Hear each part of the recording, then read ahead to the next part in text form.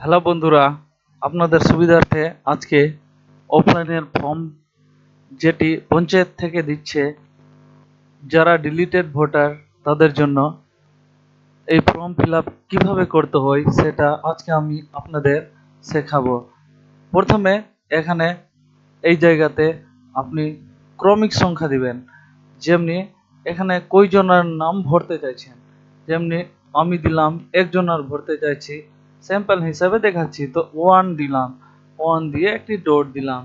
তারপরে এখানে 2 নম্বরে আপনাদের এখানে নাম দিতে হবে, যেমনি একটি স্যাম্পল নাম SUDIP সুদীপ, এবং অভিভাবকের নাম এখানে তার পিতার নাম দিতে হবে।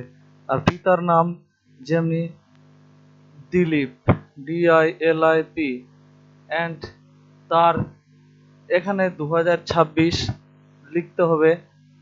তারপরে এখানে সেই ব্যক্তিটির অংশ নাম্বার যেমনি 99 এবং পার্ট সিরিয়াল নাম্বার লিখতে হবে, যেটি ভোটার লিস্টে আছে।